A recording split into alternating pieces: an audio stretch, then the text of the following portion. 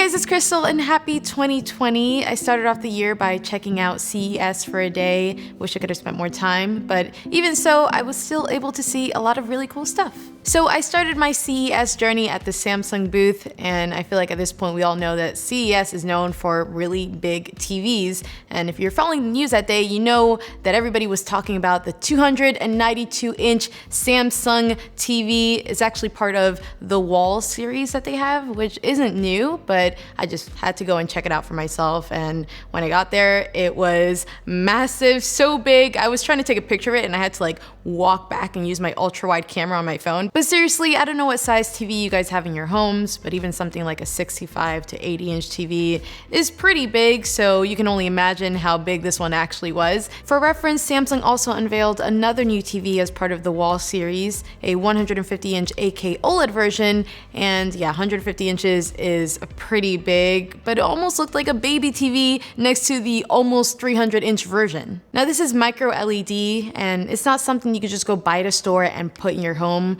I can picture it like in concerts and stadiums or for commercial use, so it's more for show. But kind of curious, leave a comment and let me know what's the biggest TV that you could possibly picture in your home. Next up, I went to see what was new with Sony, and when I think of Sony, I think of cameras, PlayStation, TVs, headphones, but I definitely do not think of cars. And Sony had a car to show us at CES, the Vision S. And I'm not the biggest car person, like I don't really follow car news, but when it comes to fully electric cars, I think they're pretty cool. Eventually, I would like to get one because it's good for the environment, and overall, I'm generally interested in it. This is Sony's take on an electric car, and it's just a concept for now, but I still wanted to check it out. And of course, there's gonna be obvious comparisons to other cars like Tesla, but it was still a really good looking car. The very first thing that immediately caught my attention was the color that they were displaying it in. The matte silver finish on the outside with the white interior looked so good. I really loved a lot of things about the exterior of the car, like the light by the headlights that stretches across the front is really futuristic looking, but it's not too much. And taking a look on the inside is just as cool because there's just a whole bunch of screens in the front stretching from left to right by the driver and the front passenger. It's just a whole panel of flat screens, which is definitely unique, but it looks amazing. Now, sadly, I didn't get to actually go inside the car, but I did notice 2 screens on the back seats as well, which is really cool for kids and road trips. And from what I can see, it was also really spacious overall. Apparently, there's also a 360-degree audio system on the inside, which seems awesome for music listening, and also 33 sensors on the outside of the car, which can be really useful. But like I said before, this is all just a concept for now, but it would be really cool if Sony made it real one day, and drop a like if you agree. This next one isn't really tech, but it was still something at CES that I was really excited to see, and this was over at the Impossible booth to try the new Impossible pork. Unfortunately, when I went, they were already out of it, and I would have had to wait till the next day, so I didn't get to actually try it, but it's still cool to see them expand their options. And if you aren't familiar with Impossible, they make a whole bunch of vegan meat that is typically served at restaurants. You might have tried their Impossible burgers, which are amazing. As somebody who follows a vegan diet, it's really cool to see companies like Impossible that not only make really good vegan food that everybody enjoys, but also is better for the environment. Speaking of the environment, not to make things sad, I wanted to take a moment to spread awareness for what's happening in Australia. It's super heartbreaking to see all of that. So if you have a minute out of your day to share a link or donate, everything helps. So I'll leave a link down below.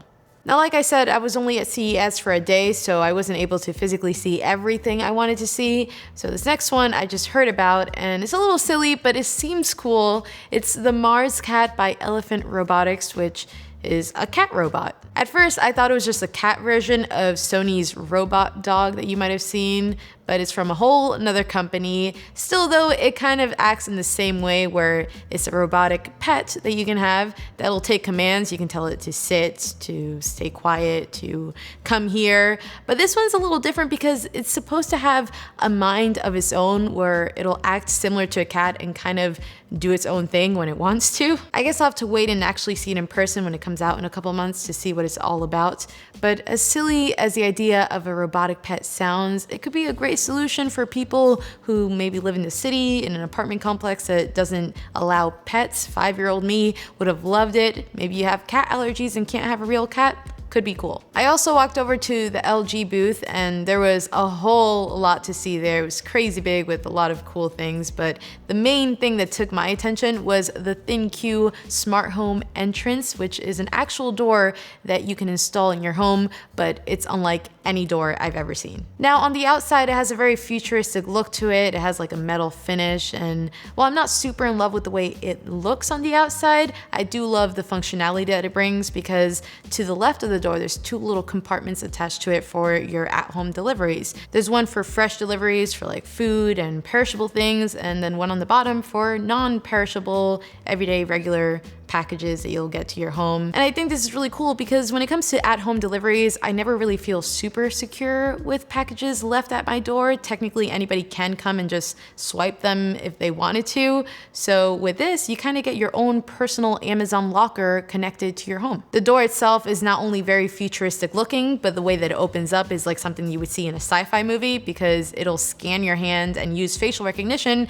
and then it'll automatically unlock and open on its own. Now, when the door opens up, it packs even more features, because the inside of the door is a full length mirror from top to bottom, is all mirror, but it also has a built-in display, kind of like something you would see in Iron Man. It'll tell you things like the weather and time, how long it'll take to get to somewhere. Basically, is a built-in assistant into your door, which I'm not really sure if I need. I don't think it's for everybody. And again, all around, I think the coolest thing about this door is the delivery compartments that you have, because that's also attached and leads into the inside of your home. So you don't even have to get out of your house to get your deliveries, which is awesome. Now, just like the Sony car, this is also just a concept, and we're not really sure about how much of it will actually make its way to reality, but I do at least hope some elements of it does, like the delivery aspect, because it's something that I would actually use. So that's my top 5 from CES 2020. Let me know in the comments what was your favorite thing. Even if it wasn't mentioned in this video, let me know what's the coolest thing that you saw from CES.